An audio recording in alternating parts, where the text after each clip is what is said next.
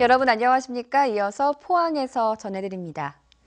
경북 동해안에 봄비가 내리고 있습니다. 이 비는 오늘 오후에는 대부분 그칠 것으로 예상됩니다. 민미경 기상캐스터입니다.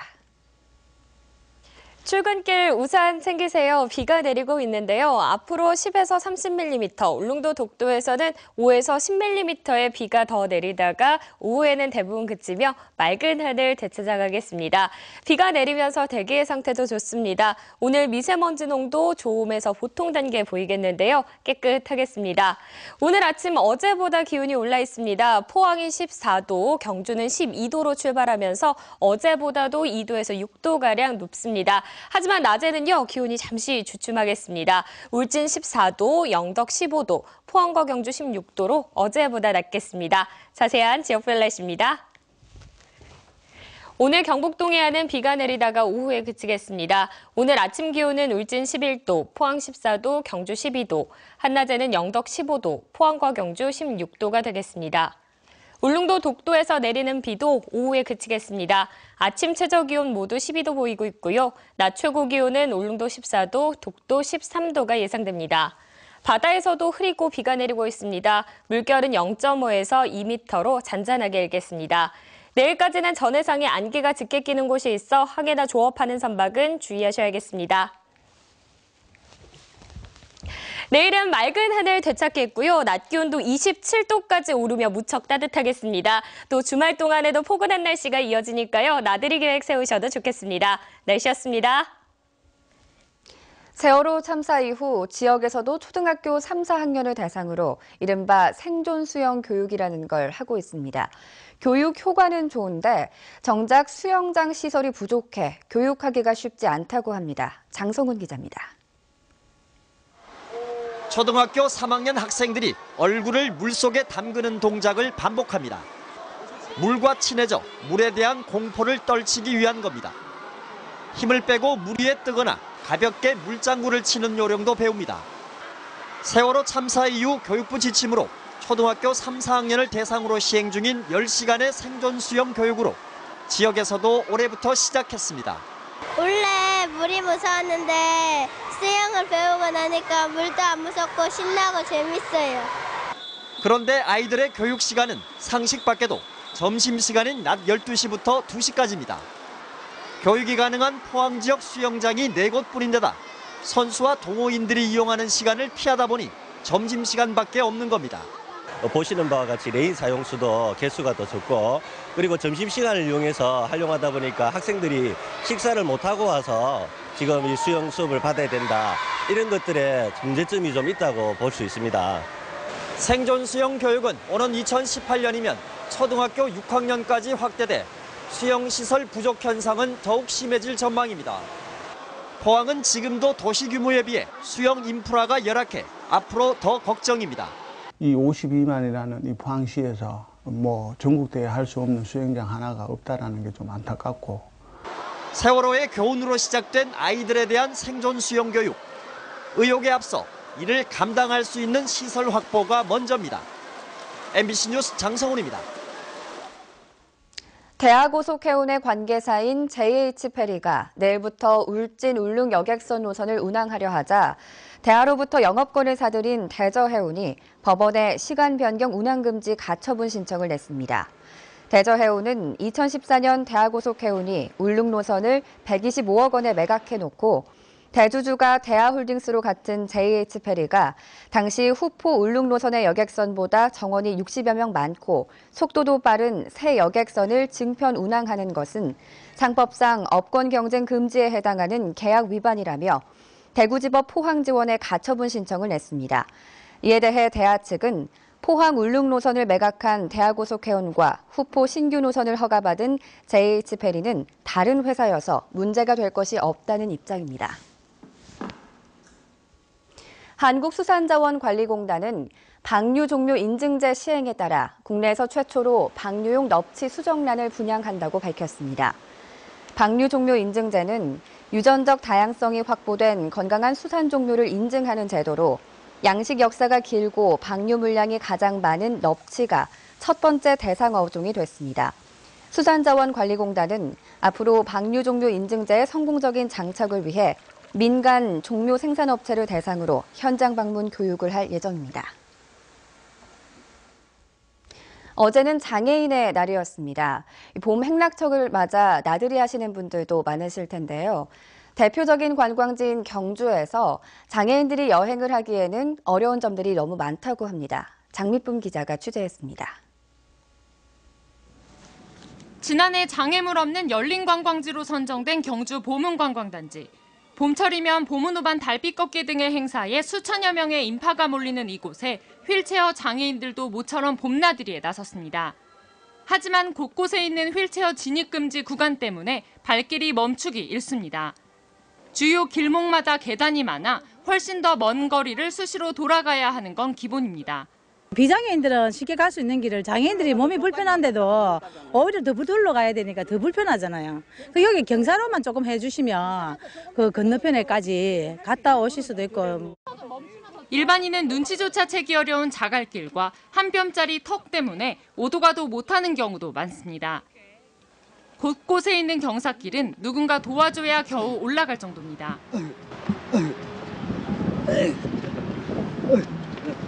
장애인 화장실이 있지만 여닫이 버튼이 없다 보니 문 여는 것조차 힘들고 제대로 닫히지 않기도 합니다.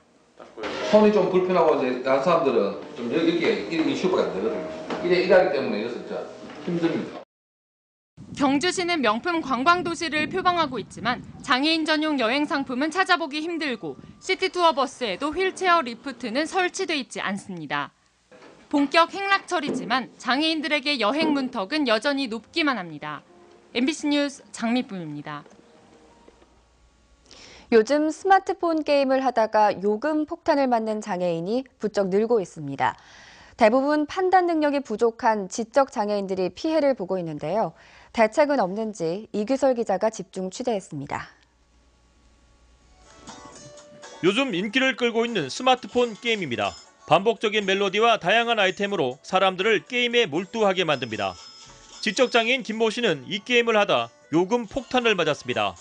수레 구입에 55,000원, 박스 구입에 15,400원. 이런 식으로 아이템을 수십 개 구입하다 보니 넉 달 동안 부과된 요금이 200만 원이 넘습니다.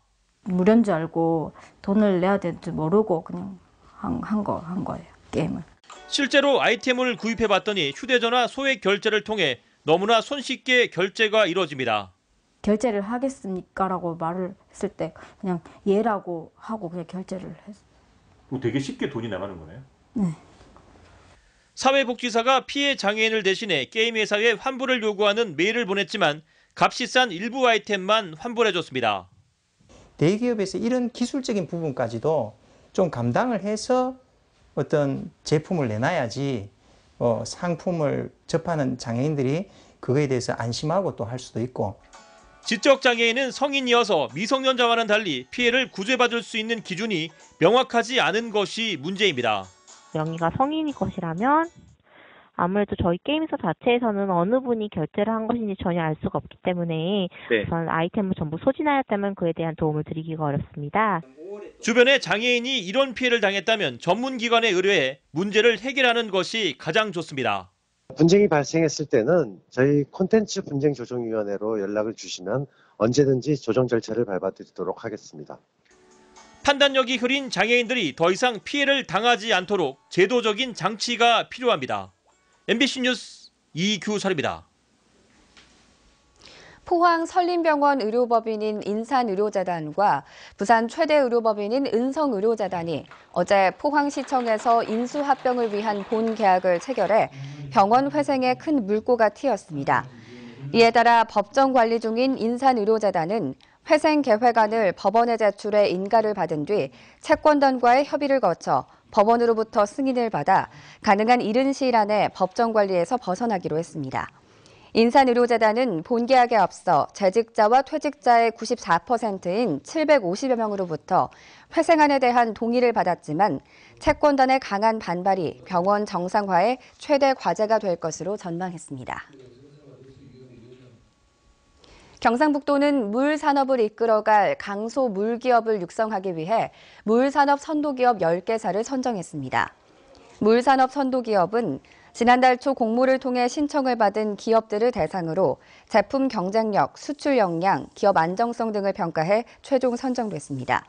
물산업 선도기업으로 선정된 업체에 대해서는 기업 맞춤형 수출과 해외 시장 개척단 파견, 해외 바이어 초청, 수출 관련 정보 등을 지원하거나 제공할 계획입니다.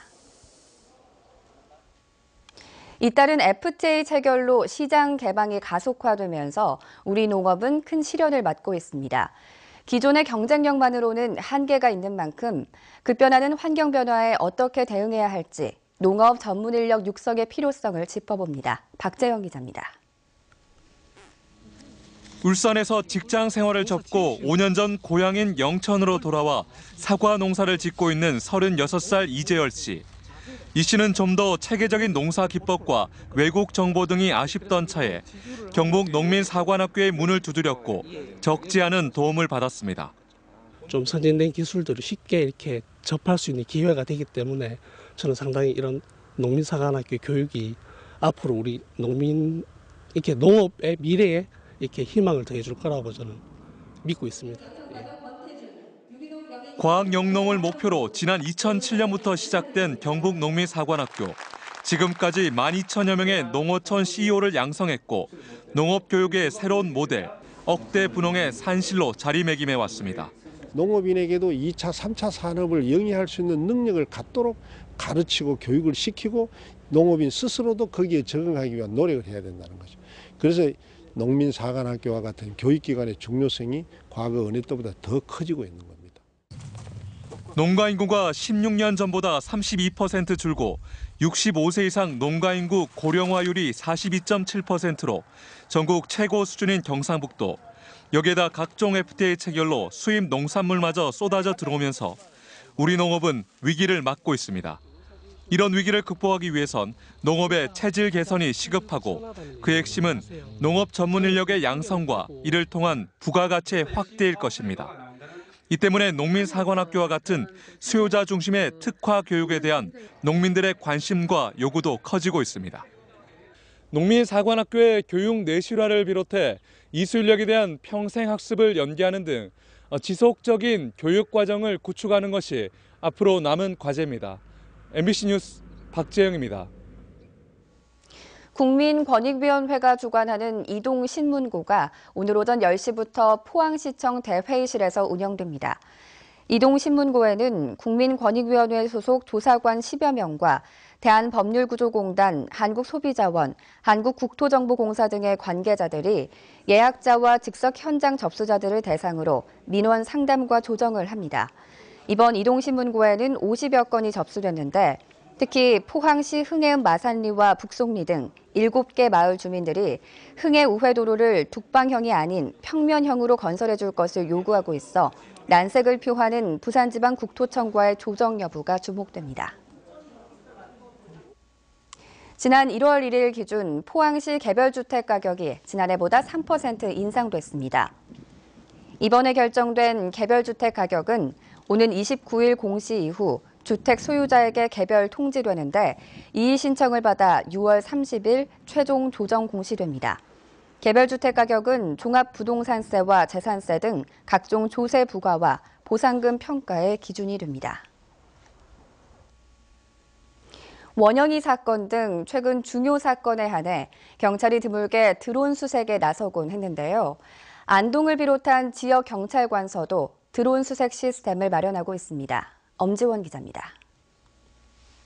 30m 상공에서 수색 중인 드론입니다. 초속 13m 속도로 호숫가와 절벽, 야산 구석구석을 자유자재로 훑습니다. 이 드론은 고화질 카메라 4K가 장착되어 있어서 촬영과 녹화를 함께 할 수 있고 사람이 접근하지 못한 곳에 이 착륙이 가능합니다. 경찰의 실종자 수색은 평균 200여 명의 인력을 동원한 기일 없는 수색이 대부분입니다. 실제 지난해 청송의 80대 할머니 실종 사건엔 900여 명의 경찰 인력이 동원됐지만 3주 뒤 변사체로 발견됐습니다. 인적이 드문 산과 하천이 많은 농촌의 경우 도시보다 수색에 더 취약합니다. 드론을 활용하면 해발 200m 규모의 야산 하나를 이잡듯 수색하는데 불과 10분이면 충분합니다. 안동경찰서는 관내 드론 보유 업체와 MOU를 맺고 드론을 실종자 수색에 활용하기로 했습니다. 의성에 이어 도내의 두 번째입니다. 워낙 수색 범위가 넓다 보니까 인력이나 장비가 대거 투입돼야 하는 그런 문제점이 사실은 현장에서는 부담이 됩니다. 드론을 이용해서 좀 더 효율적이고 신속하게. 신기술을 활용한 실종자 수색이 어떤 성과를 가져올지 기대를 모으고 있습니다. MBC 뉴스 엄지연입니다. 포스텍 학부생이 데이터베이스 분야 세계 최정상 학술대회인 미국 컴퓨터학회 학술대회에서 오는 6월 논문을 발표합니다. 포스텍 창의 IT 융합공학과 김현지 씨는 지난해 11월 학부생 신분으로 일반 PC 한 대로 방대한 그래프 데이터 처리가 가능한 듀얼심 방법에 대한 논문을 제출해 발표 승인을 받았습니다. 데이터베이스 분야에서 세계적 권위를 지닌 미국 컴퓨터학회 학술대회에서 학부생이 제1저자인 논문이 발표되는 것은 매우 이례적인 일입니다.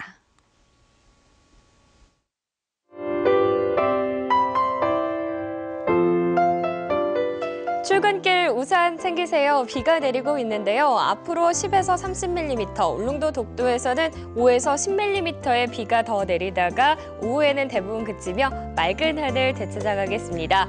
비가 내리면서 대기의 상태도 좋습니다. 오늘 미세먼지 농도 좋음에서 보통 단계 보이겠는데요. 깨끗하겠습니다.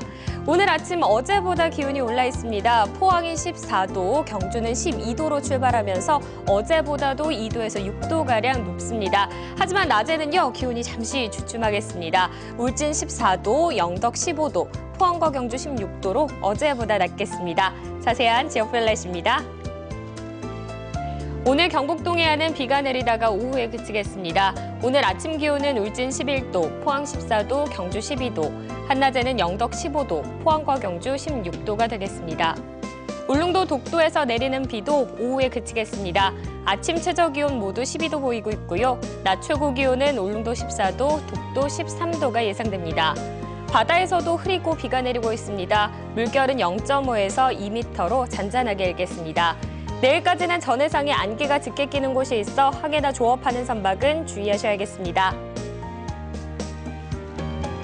내일은 맑은 하늘 되찾겠고요. 낮 기온도 27도까지 오르며 무척 따뜻하겠습니다. 또 주말 동안에도 포근한 날씨가 이어지니까요. 나들이 계획 세우셔도 좋겠습니다. 날씨였습니다. 포항 MBC 뉴스투데이 여기서 마치겠습니다. 여러분 고맙습니다.